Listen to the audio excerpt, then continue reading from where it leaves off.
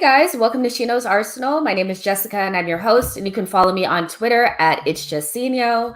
On today's show, we're going to be just doing some random stuff today. It's Friday, and let's just keep it casual. Not going to have any guests. It's just going to be you and I, and we're going to be doing a little bit of news. We'll do some post match about the Slavia Prague game, and we'll do live Q&A.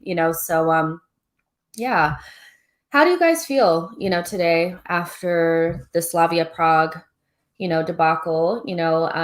We tied them 1-1. We were at home. They were able to get the away goal, and we capitulated in the last minute of the game. I don't know. I think I'm kind of at the point where it's like I'm not surprised. So these things don't really get to me as much as they used to. It's really disappointing to see that we just can't seem to get things over the line.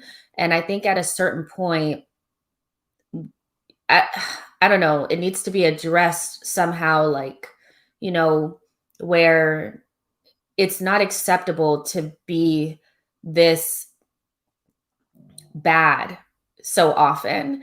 I don't know if that's a good way to put it, but it just feels like it's acceptable for Arsenal players to be, not concentrating, to be just really, really poor throughout the game, to make really bad individual errors at crucial points in the game. And, we always say, they weren't like that at Atletico. They weren't like that in the Portugal national team. They weren't like that at the places that they were at before. But I think that that's just a culture thing. I think it's an environment thing. I think it's the environment of Arsenal allows you to be a mediocre and make mistakes. It just feels like it's embedded in Arsenal, and I'm not quite sure why we can't seem to get over it. And, Lone Star says, TGIF, it's Friday. I agree. Bulgarian Gunnar, thank you for being here. I am doing well. I'm perfectly fine today. We'll get into it, but yeah, I feel good, and I hope you're feeling well as well. Lone Star says, disappointed in the players, couldn't convert 3 massive chances. I agree with that. Yo-Yo says, shades of Olympiacos last season, disheartening. I couldn't agree more. And Lone Star says, we couldn't finish our dinner. And, I tweeted this morning, I think it was like early this morning or late last night, that, this game really came down to, for me, tactics, we didn't have the right tactics, in my opinion. I also think the missed chances, as well as, maybe a little bit of arrogance, hubris, overconfidence in what Arteta was doing, and a lack of urgency to make changes when things were not working. We've been calling for him to be more aggressive and more proactive when it comes to his substitutions and making changes when things are not working. And it just seems like he has this reluctancy to change things, and it's killing us. I watched the Champions League. I'm sure you guys did as well, on Tuesday and Wednesday. And you saw, Hansi Flick, Jurgen Klopp, even Pochettino making substitutions at the 30th, 40th, and 50th minute when they realized things were not working out. And the Champions League is a much more competitive and high stakes tournament than the Europa League. So if they're making those types of decisions, why is Arteta not making them? It's not working. So make the changes. You could just we really should have had 2 changes probably at halftime. I said that, I think, I thought the change was Willian out, Pepe on. Before the game, I did a stream with the Euro expert, and he was fabulous in giving me good information about Slavia Prague and the way that they play. And he was telling me that they are a mid-block team.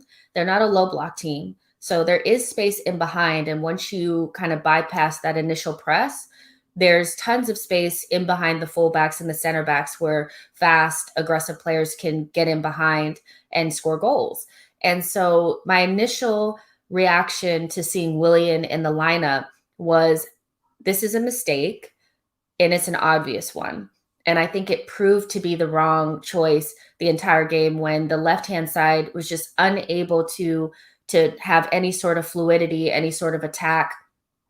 For somebody who speaks about balance so much, I think it was egregious to have Cedric on the left-hand side as a right-footed left back and to have another right-footed player on that side in Willian. What happened to the balance?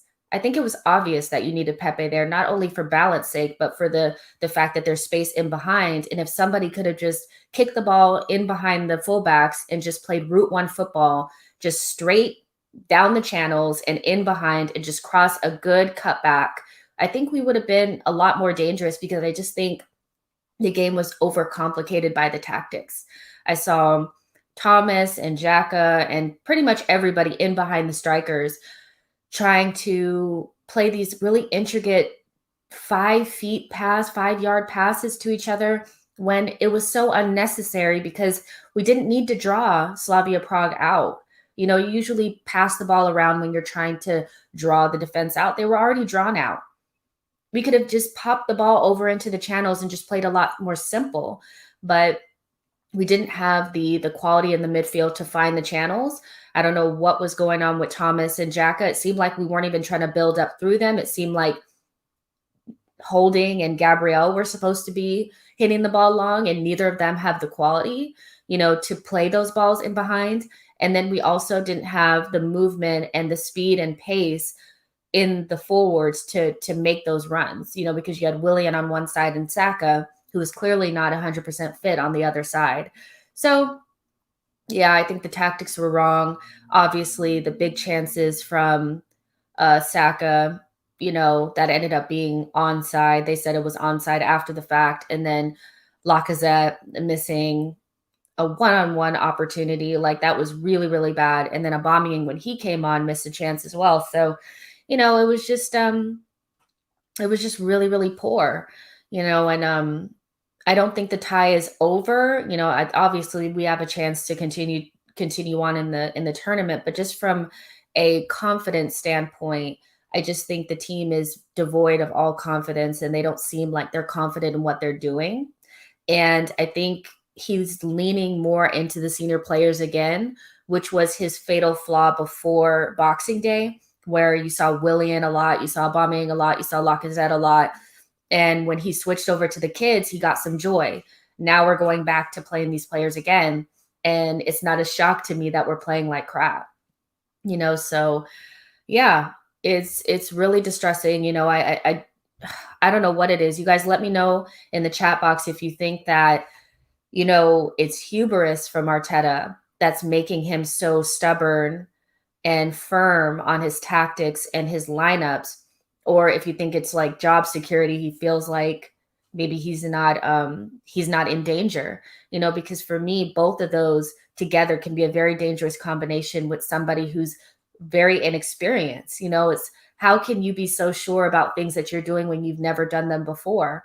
I'm not sure about what you're doing, because I don't have anything to look back to and say, well, when he did it here, it worked out. So I think we're back to that point that we were before, where we were questioning every little thing that Arteta was doing because we just don't trust him. I think he's lost a lot of trust from the fan base that was built up after Boxing Day. It's kind of gone now because we don't really know what we're doing, So let me read some of these comments. Lone Star says Willian over Martinelli and Pepe. Yeah, that was not good.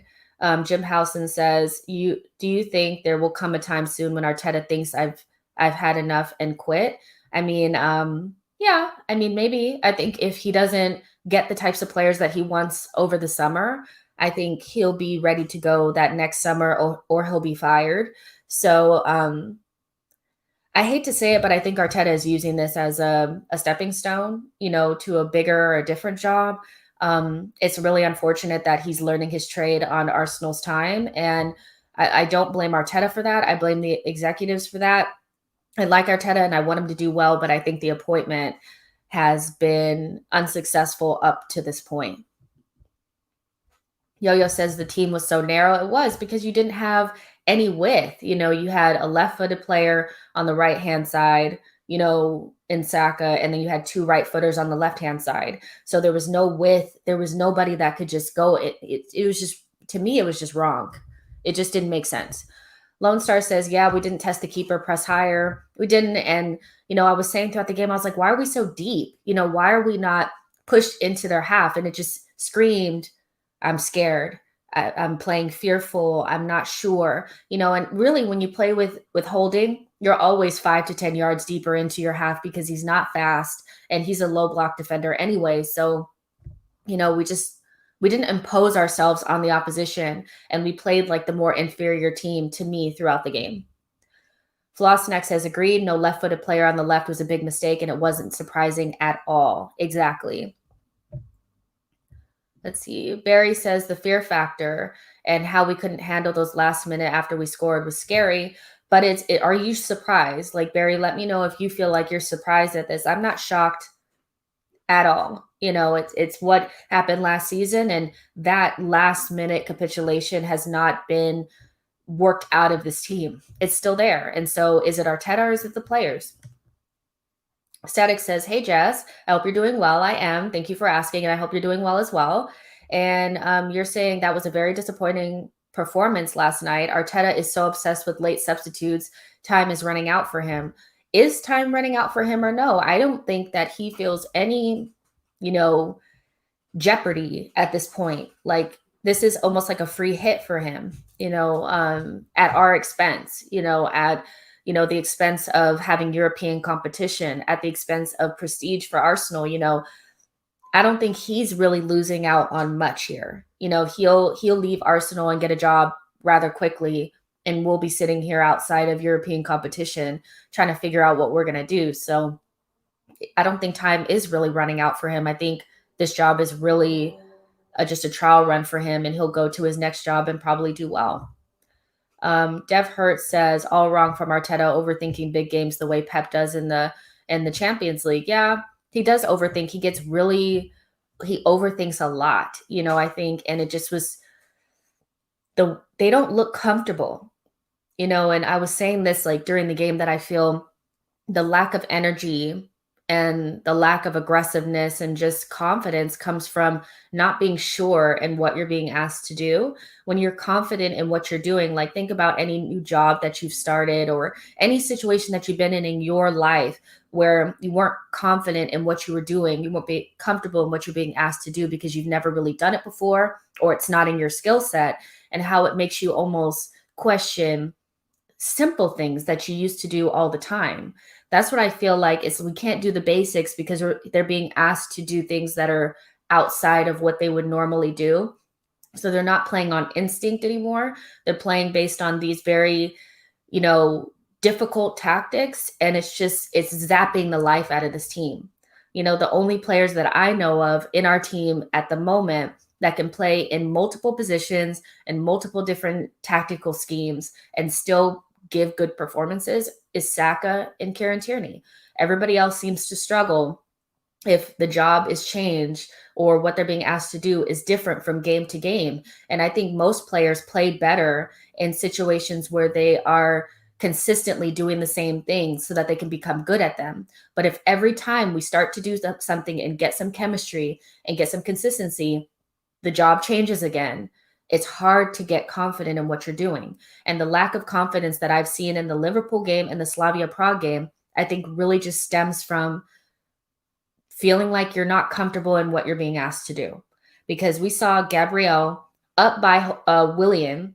We saw Holding crossing the ball in. And although it could have looked like, they were, trying to spur the team on and get the team to go forward and all that kind of stuff, to me, it just looked like overcomplicated tactics where you're making people that are not good at those things go into positions where they're not comfortable and leaving us exposed on the other end.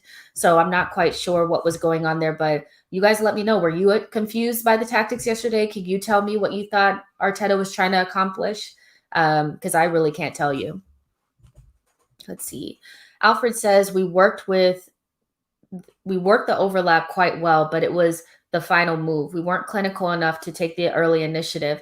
Confidence might be a factor. I really think confidence, and going into really important games now, it just feels like without confidence, there's nothing there. We need to be confident. I think he needs to try to turn it around against Sheffield. We need to batter them or something, because this team is just every single player lacks confidence. If you really look at it, it's like, okay, does Saka's missing chances? Probably because he's not confident. Lacazette missing chances. He's definitely not confident. Aubameyang missing chances. Not confident. Pepe not being able to get a run of games, even though he's working really hard and playing decently. Not confident. Thomas Partey clearly not confident. Ceballos not confident. What players on the team right now are actually confident? You know, you have to think about that. And that can't just be all the players are crap. There's something fundamentally wrong at Arsenal at the moment where people are not feeling confident. And I have a hard time separating the confidence factor from Arteta. You know, it may be it doesn't mean that he's battering them in practice and all that kind of stuff. It could just be what he's asking them to do is so outside of their comfort zone that it doesn't make them feel confident on the pitch to do it. Dubber Ducky says Arteta did play Saka and ESR. Not sure he reverted back to experience. He would have played Martin if not injured. I mean, I understand that, but there was the option to play Pepe instead of Willian, you know, and he also against West Ham played Aubameyang and Lacazette up front, something that hasn't worked for us in a very long time. Did the same thing against Liverpool as well, played Aubameyang and Lacazette. We played best when you pick either Lacazette or Aubameyang, and you play 3 young players behind them. That's the best that we play. Either you play Pepe, Odegaard, ESR, or Saka, a combination of those players in behind one of those strikers. It has never worked with Willian. So why do it in a very important game when Pepe has been playing well and you need balance on the left-hand side? To me, it just seemed like I'm going with my experience because I'm reverting to type. That's what I feel comfortable with, because there's no real justification in my mind to playing Willian. Lone Star says, I just don't trust the players. Yeah. Gunnar Express says, Arteta was supposed to take over from Pep. It's why City let him go. Good point. Matthew says, Jess, it's very difficult to know whether it was tactical to not press Slavia or the team stood off due to hesitancy or lack of belief. I mean, I think it's the lack of belief and the hesitancy, you know, the confidence thing. The team is devoid of confidence. And for a team that needs to do something in Europe, that's very, very, very bad. Yep, Deb says it feels like we're timid. Exactly. So, yeah, but we have a game against Sheffield. I think that's the most important game right now. Your most important game is your next game. And I think because we're playing against a team that's not playing for anything, Sheffield's not playing for anything, they know they're getting relegated. I think that this would be a good chance for him to revert back to the kids and get some confidence going that way, because I just don't see it for some of these players. You either need to pick Aubameyang or Lacazette. Don't pick both. Put Willian back on the shelf and figure out a way to get 3 of those young players in behind one of the strikers and just do that. You know, maybe even play Martinelli at center forward against Sheffield. It won't hurt at this point. It won't. You know, they don't have confidence anyway. Whether you play Aubameyang or Lacazette or not, they fall in and out of confidence on any given day. So at this point, I think you just go with the kids and go back to the energy and the confidence and then add in senior players as you go. But I mean, against Sheffield, we have to batter them to do something. Like, we really, really need some confidence. Harry says, no more Willian. When you're searching for positives about a player's performance, it means that they're shit. Exactly. Yo-Yo says, Nelson and Kedia Balogun on the bench at least. Yeah, that's true. But we need to get some of these, you know, some of these kids on the pitch, you know, maybe in particular, maybe Balogun, you know, we can kind of segue onto, you know, what that means for us moving forward now that Balogun has agreed to sign a new deal. Very good timing on that announcement from Arsenal this morning about Balogun's contract. I think that gave the fan base something to look forward to and to be happy about. Balogun is a very good player, and I think the fact that the club didn't let go of the chance to re-sign him says how much confidence they have in him going forward.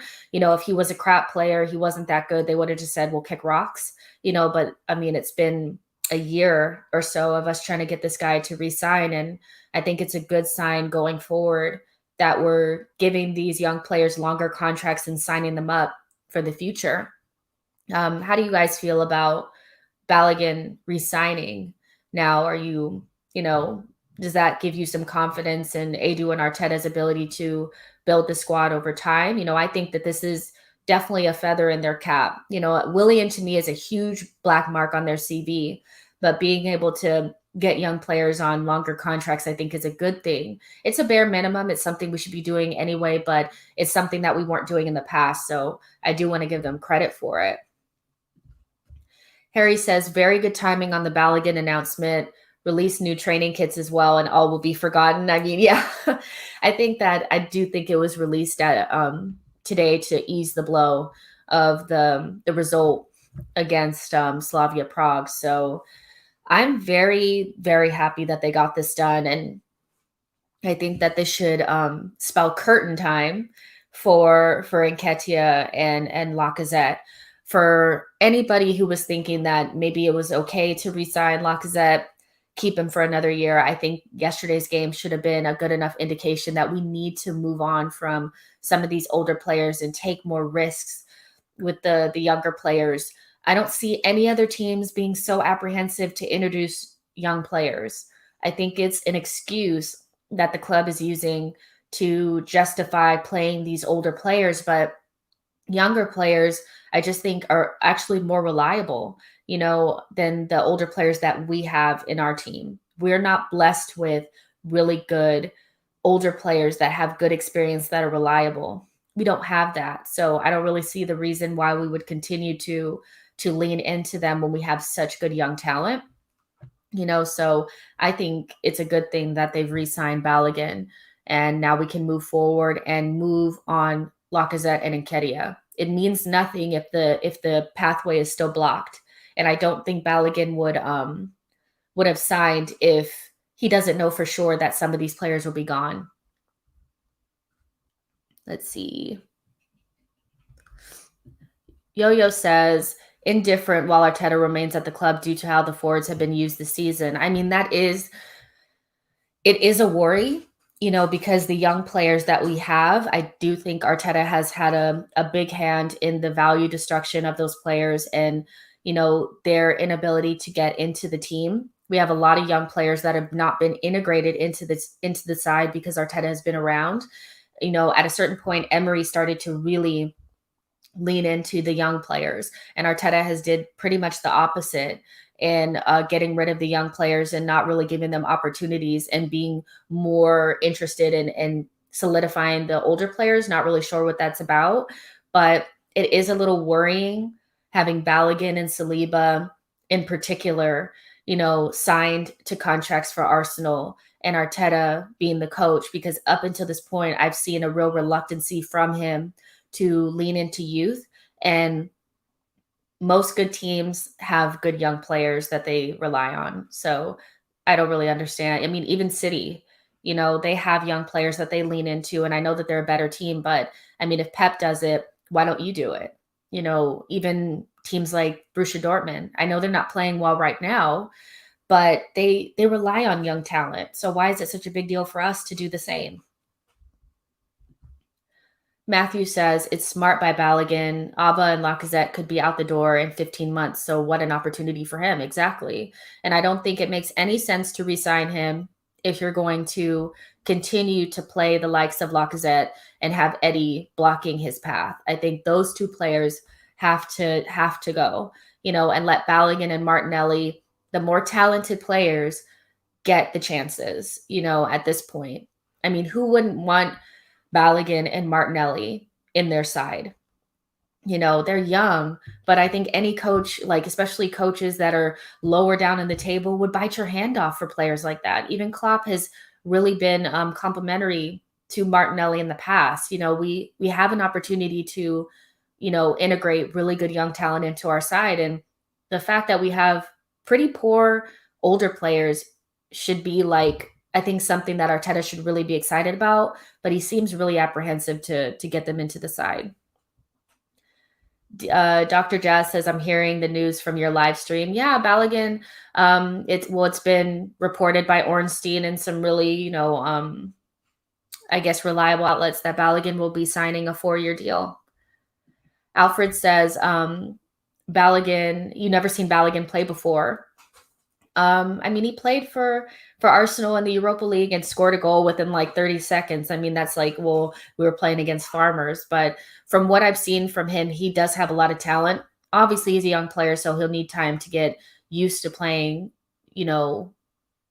used to playing first team football, but I'm happy about it. Football Heritage Podcast says you can't have too many young players at one moment. You can't, but at the same time, we're not blessed with good senior players. So would you rather continue to play them and lose games? Or would you rather, who would you rather see losing games right now? The senior players or young players? Because they're all going to lose games because the senior players are not good enough. So I'd rather feel like we're moving in the right direction and they learn, their trade at Arsenal right now. I just don't see why the older players would continue to get chances when they continuously let us down. Velocinex says, I hope it's a good sign with Balogun and Saliba back in the summer. It could be like 2 new signings and we would not have to spend on. Exactly. We have to think about the fact that we probably won't have a lot of money in the summer, so not as much as, maybe other teams that we compare ourselves to. So having players that you don't have to spend money on because we already have them in our team is a good thing. And I think I agree with you that Saliba and Balogun can be like 2 new signings. Yo-Yo says Nketiah was rumored to have been considered by West Ham, having been on loan to Leeds in the past. Every manager above Arteta in the Prem would take our forwards if they were free agents. I mean, that's the thing. I just think, in January, Arteta said Nketiah is not for sale under any circumstance. And I just thought, why not? Why wouldn't he be? He hasn't played since then, so if he has, it's been very little. So I think one thing I do want to see Arteta work on or maybe be better at in the future is not keeping players around just for the sake of it, keeping them as just in case players, because we could have sold Maitland-Niles, probably wouldn't have hurt us that much for 15 million to Wolves. Could have sold Nketiah in January for 20 million to West Ham or Brighton or one of these types of teams, and it wouldn't have hurt us that much. What did hurt us was not getting a left back. So maybe if you would have sold one of those players, we had money to get a left back. So Harry says we need to mix it up, generate a spark, give the opposition something different to think about. Unpredictability can go a long way and start a turnaround. Exactly. I think that's what gave us the spark that we needed in Boxing Day, was bringing in young players that nobody really knew anything about. So I think he needs to go back to that. That's what it's like. He goes away from what works, when we're doing well. We were doing well before the West Ham game, with the types of combinations of players that we had. And he went away from it. And so it's not surprising to me that we were crap against West Ham in the first 30 minutes. Let's see. Temp Step says Sheffield is the best experiment to try the youth. I agree with that. I think, I get that we can still qualify for Europe through the league, but let's just be real. We're going to lose more games. So why not just go ahead and start integrating the young players? Let's get Martinelli fit. That's another part of it, is that if we do happen to get further into the Europa League, wouldn't you want Martinelli to be fit? Right now it just kind of feels like he's shaking off the cobwebs. It would be nice to give him some playing time, against Sheffield. What do you have to lose at this point? We've lost everything. No, I'm just kidding. But you get what I'm saying. Let's see. Matthew says, Jess, will we see Balogun and Matt Ryan along with youngsters playing in the remaining league games? I don't think so. I think Arteta is going to continue to play these players in the league, even though we don't have a lot to play for. I really do think that he needs to rotate the squad, not from like a rest perspective, but from a looking towards next season perspective. The thought that we're going to have this great and wonderful preseason is kind of a myth. With the Euros coming up, I don't really see us having that big of a preseason. So maybe if you can use these last 8 games to integrate some youth while trying to get some confidence at the same time would be a better use of these last 8 games than letting Lacazette, Willian, and Aubameyang play in those games for what? I don't really understand why we would do that. Mag says, even if he's fit, will Arteta play him? I don't know. He's been reluctant to, if you're talking about Martinelli, he's been reluctant to do so.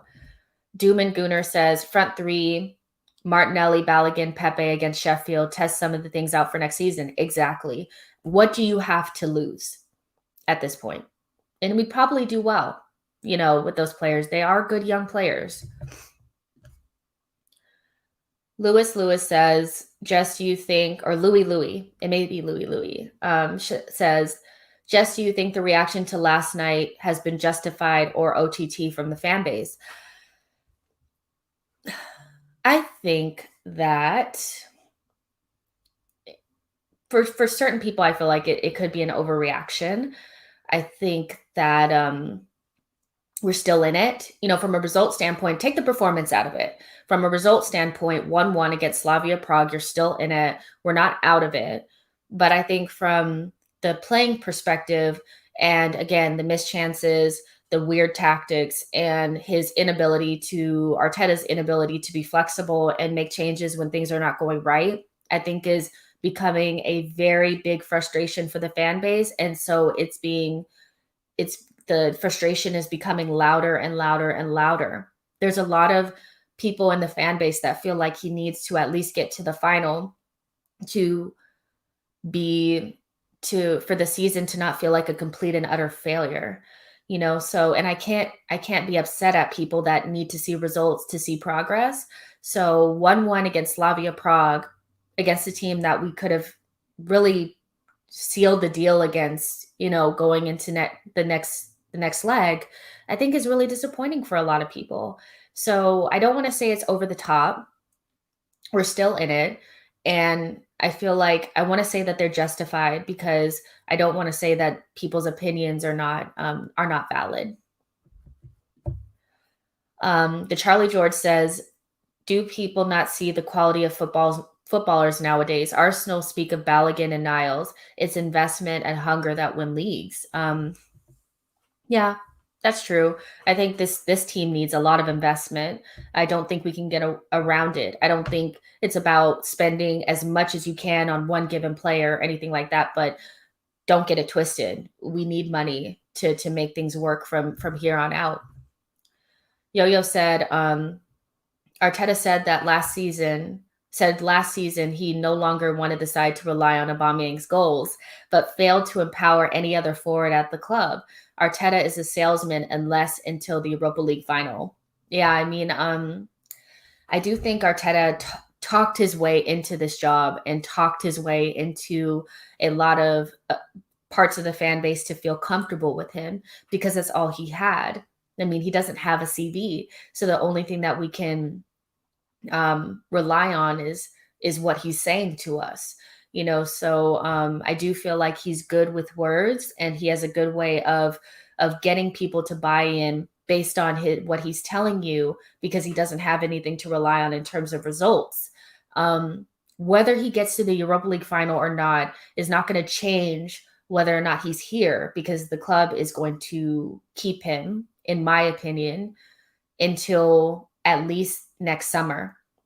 But I do think that it would do a world of good for a lot of parts of the fan base that are really upset by our league position to at least get to the final.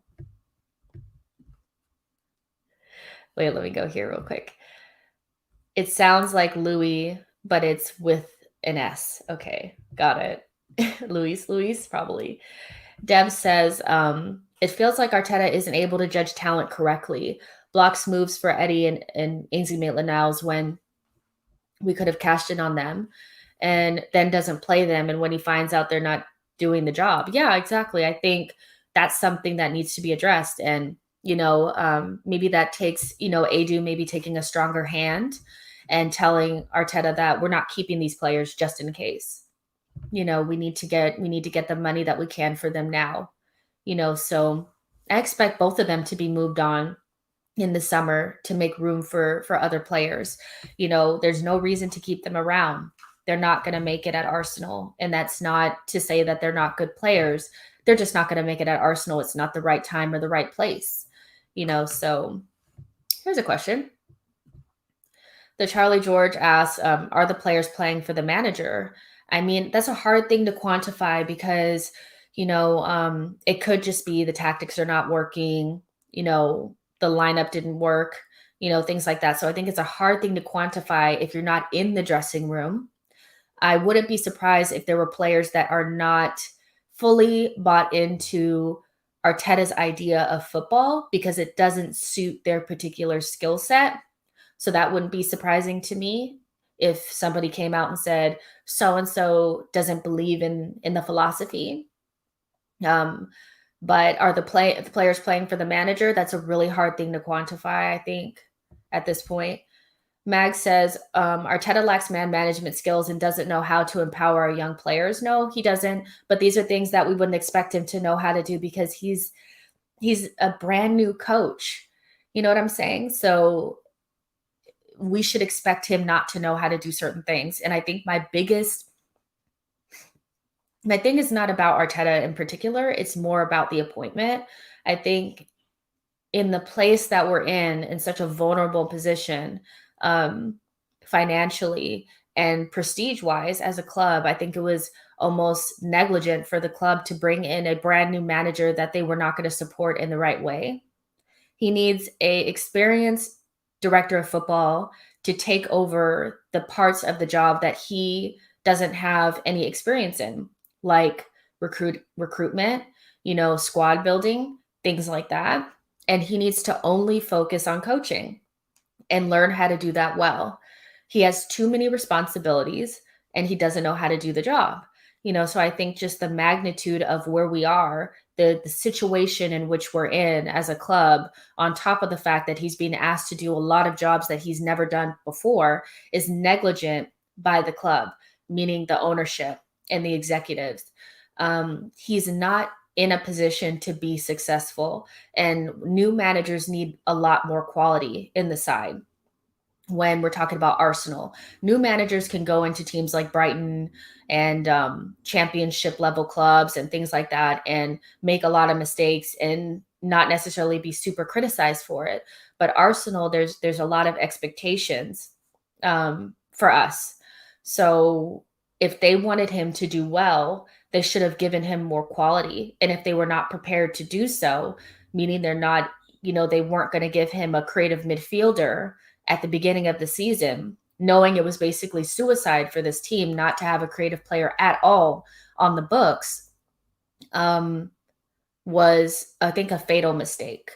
Those 7 to 8 games really happened when we didn't have a 10, and just think of what kind of position we would be in if we had a quality creative midfielder from the very beginning of the season.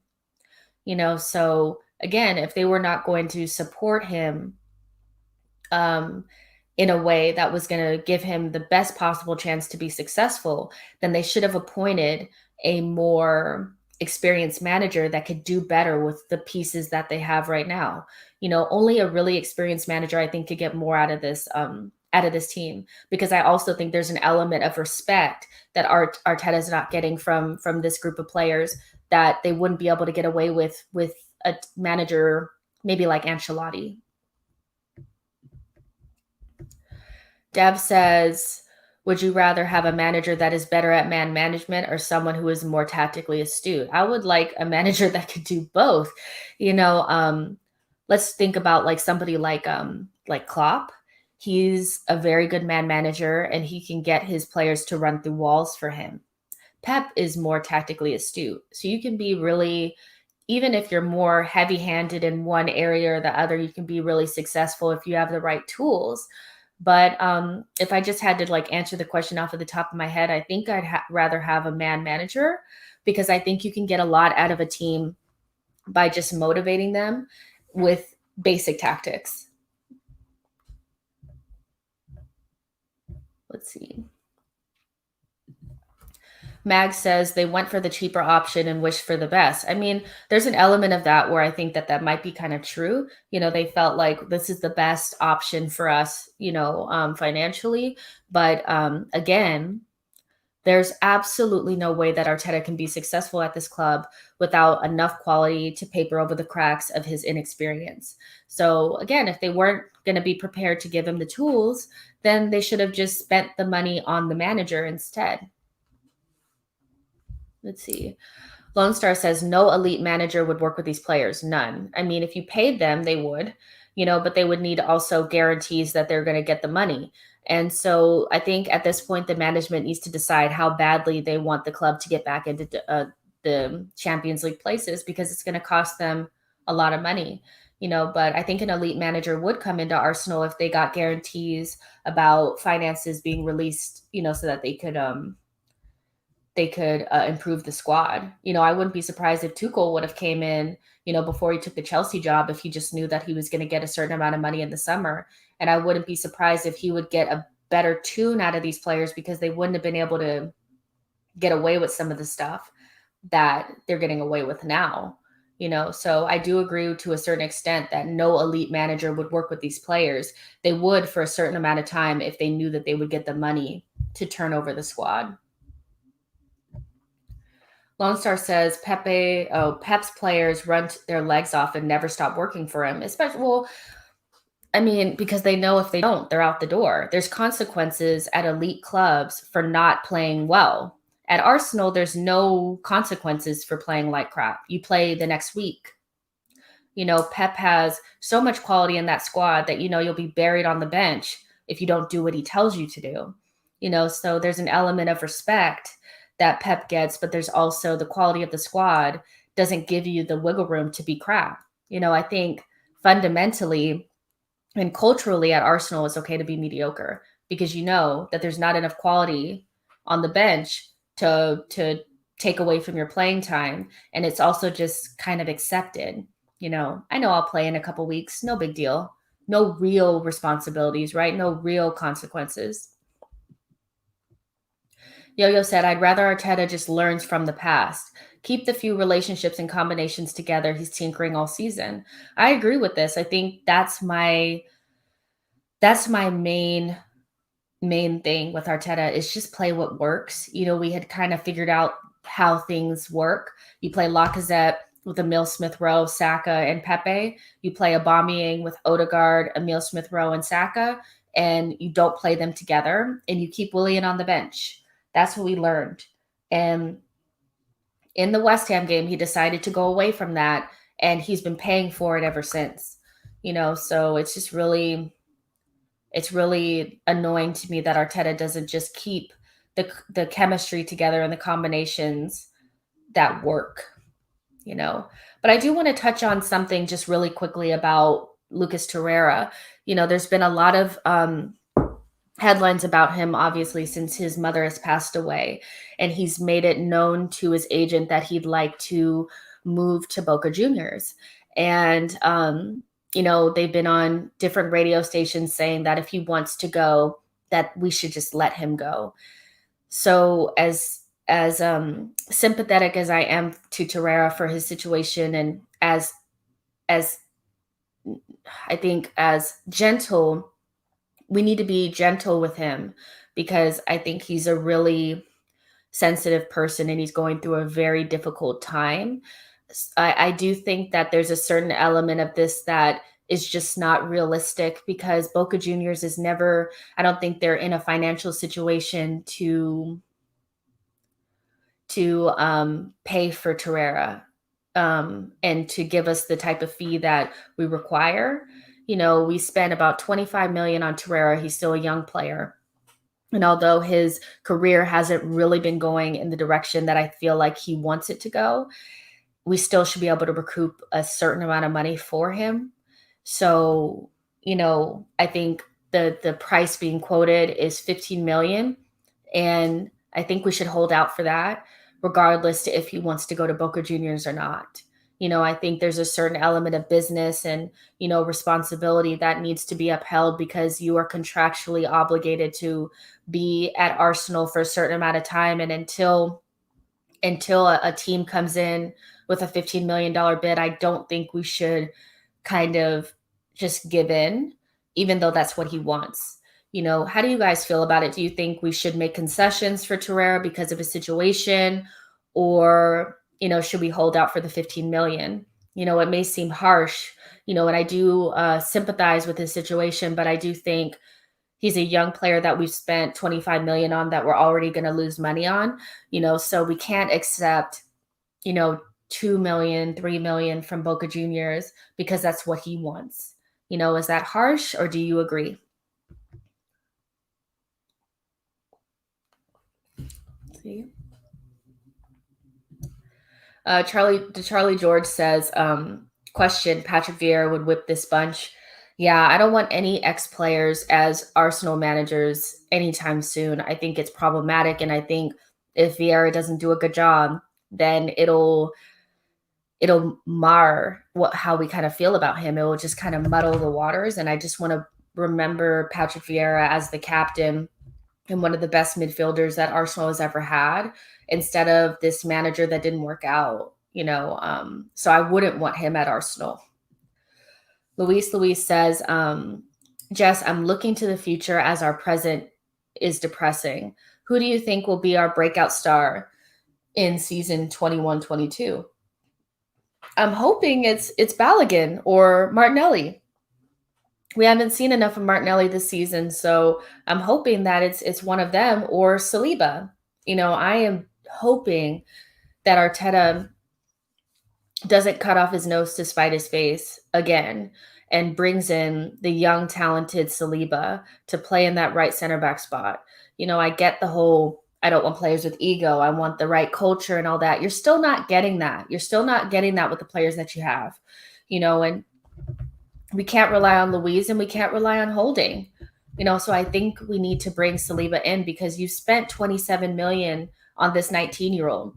To go out and spend more money, or your options are stick with Luis and Holding and have the same results as you did this season, or go out and spend an astronomical amount of money on a player that's maybe 1 or 2 years older than Saliba and probably doesn't even have the same ceiling. I mean, if I'm him, I'm bringing Saliba back right away. So I'm going to say my breakout star for season 21-22 should be Saliba. Let's see. Yo-Yo says the club owe Torreira nothing. It's a shame. It's a shame his inner circle has advised him so poorly post joining Sampdoria. That's something that I do want to touch on, Yo-Yo. I think it's a really good point that when the deal for Napoli fell through for him, he didn't have to come to Arsenal. He chose to come to Arsenal, and he didn't adapt, and he wanted out. And it's very well documented that he was not happy at Arsenal, and it showed. So as much as I like Torreira and I feel bad that Emery misused him, you're contractually obligated as an Arsenal player. Like, that's just the reality of it. And you opted to go to Atletico on loan instead of taking a deal going to Italy. So you forced the club's hand and said, I want to go Atletico, and it's not working out for you. So the decisions that you've made have led you to this point, and you're an Arsenal player until somebody stumps up 15 million to buy you. So I just, it's sad what's going on, but I do think that Torreira needs to look at some of the decisions that he's made and realize that he didn't have to come to Arsenal, and he also didn't have to go to Atletico. He had options. Anthony Soto says, we can't take such a big loss. Way too much value there. Exactly. Luis says, regarding Torreira, I think we could compromise. Sounds like he's willing to take a wage cut, so we could flip him for 15 to 20 million and use that towards replacements. But does Boca Juniors have 15 million to spend on Torreira? That is what I'm not really understanding. I'm not really sure they have that type of money. So I think 15 to 20 million or 12 to 15 million is kind of fair, but do they have that money? He'll have to take a wage cut, but he also can't expect the club to just let him go for free, or for, a fifth of what we paid for him. That's not happening. We're going through a pandemic and a financial crisis as well. So we have to be selfish a little bit in this situation too. Luis says, "Yep, I'm all on the Saliba hype train. I actually think him and Gabrielle could be a really nice partnership moving forward." I do too.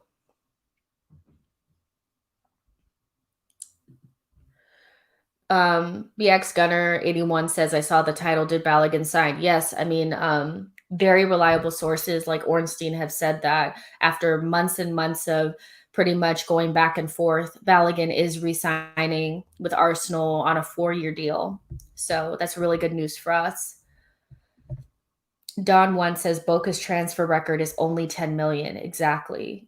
And that was probably before the pandemic hit, so I mean, that's pretty much putting us in a bad position. C. Walder says player swap is the only option. Is there a player that you guys are interested in that's at Boca? I know that isn't Pavone that was on loan at the Galaxy, the LA Galaxy, isn't he there? He'd be a good player to bring in, wouldn't he? Lone Star is, raining on my parade here. Saliba is EPL unproven. Calm down. I mean, I'm not saying that he's going to hit the ground running and be the solution to all of our problems, but what I'm saying is that you spent 27 million on a 19-year-old, and your options are either to rely on David Luiz and Holding, who have been historically unreliable for us for one reason or another, or go into the market and spend an astronomical amount of money on Jules Koundé, who's going to cost you 50 million. Kanate, if we were even in the conversation for him, would cost us 45 million. See what I'm saying? We've already spent 27 million on a player that we haven't even given a chance to. So why don't we just at least give him a chance? I'd rather see Saliba fall on his face and prove that he's not good enough instead of buying into this narrative that he's not going to be good enough and we should just settle for David Luiz and Holding and their unreliability. Alfred says, on a brighter note, who's seen the leaked home kit for 21-22? From what I saw, it didn't look very nice. I didn't like it.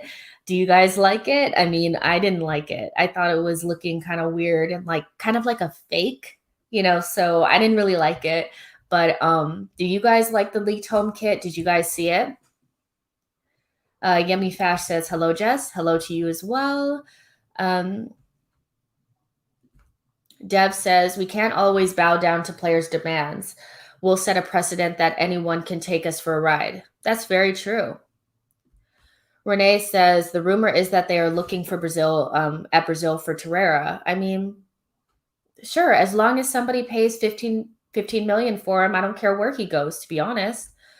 Flossneck says, man, I thought Torreira would be our very own Conte back when the transfer happened. Sad story. It is. It just hasn't really worked out, but it's business now. We need to get something for him. He's a young enough player where we shouldn't have to rip up a contract because of whatever situation. We need to figure it out. Don One says, I saw it. It looks like a B-Tech IX kit. I mean, it's not cute from what I saw. I wouldn't, if that's what we're going for, that's not good. I didn't really like the kit at all. So you guys, a couple more minutes. I'd like to answer a couple more questions if you guys have them. Let me go up. Penfold Writer says, an idea is to prize away a few of the Boca Academy's players. I mean, do we need to do a scouting report? Is that something that we need to do to see what they have in Brazil or in the Boca Academy? I mean, I'd like for him to get what he wants. And I would imagine that with Edu's, connections, he can make something happen. But we need to get something in return. We can't just be tearing up contracts or basically giving away players for free. That's my only caveat to getting him where he wants to go. Yo-Yo says, I'd like more if Ten Hag was our manager. I mean, he's still at Ajax, correct? He's pretty successful there, obviously, because the quality of the Dutch league is not great, and Ajax is obviously the best team. What about him do you like that gives you okay, I would want him to be Arsenal manager? I'm curious about this because his name gets floated around, but I'm not quite sure what he's done up to this point that would make you confident that he could do a job at Arsenal. I know that the thing is, well, Arteta's here and it can't be any worse than that, but moving forward, if we did get a new manager, I think we'd want a sure thing. So would Ten Hag be that manager? That's my question. Let's see. Okay. McKnight. Sorry, Nisio? I hope that's how I pronounce your name. I'm sorry if I butchered it, but greetings from Cameroon. Thank you. Extending Balogun is proof Arsenal are looking to move on Laka. Abba is not entirely untouchable. He will be let go for a good offer comes in. At this point, if somebody offered me 30 million for Aubameyang, I would take it. I don't know. Are you guys still convinced that we need to be doing resting all of our hopes and dreams on Aubameyang's shoulders? I mean, I just think, at this point, we're probably stuck with him. But if somebody offered us some money for him, I'd probably take it because he doesn't seem entirely happy. It hasn't really worked out. And the last thing we want to do is end up with another Ozil situation where we're tearing up his contract or whatever in a year. So I don't really know. I don't know if anybody's going to come in and want Aubameyang off of the back of this season and what we've seen from him. But I do agree with the untouchable part in terms of I don't think he should just get carte blanche and start even through bad form and all that kind of stuff. I think we need to start integrating some of our younger strikers and not have all of the reliance be on a player that's not playing well. Lone Star says, doubt any team would spend 30 million this summer. Yeah, that's true. Lone Star says players have down tools. I mean, I definitely was saying that during that 7 to 8 game period, they had down tools and people were trying to tell me, no, they haven't. No, they haven't. I'm like, that was down tools 100%. And it looks similar to it now. If we look the same against Sheffield, then yeah, we're in trouble. Luis says, blow it all up and start again with Arteta at the helm. I don't really know. Just blow it up. I do agree with the blow up part, but if we blew it up and we could start over with a new coach, I'm not sure if I would choose Arteta again, if I'm honest. Steve Brown says Aubameyang is not supposed to even wear an Arsenal t-shirt again. He's been rubbish, absolutely rubbish. He's another Ozil and needs to go. That's funny. Yeah, but he hasn't been great, has he? Don One says, Arsenal continues to get undermined in the transfer market. We overpay, then get nothing when we sell. Exactly. But why is it that we can't retain the value of players? There is a discussion about value destruction at Arsenal that I think needs to be had because I think that's an element of it. The way we treat players when they're not playing well, we leave them on the bench and don't loan them out. Those things destroy their value as well. So, I think we do a lot of that ourselves. We buy players and spend too much and then don't do anything to keep their value up. Yo-Yo says, should the club look into arranging partnerships with other clubs like City and Red Bull do? Yes, abso-freaking-lutely. I think we're behind the curve with everything. We're always behind. We used to be the innovators, the first to do things.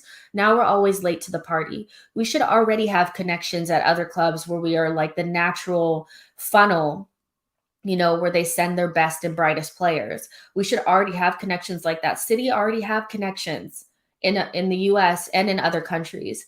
So we don't even have a feeder club at this point. And I think that just shows how behind we really are, but yeah, you guys. So we're going to end it there. You guys make sure that you like and subscribe or like the video and subscribe to the channel. I have some really good guests coming to the show in the next couple of weeks. Harry Simeo will be here this month.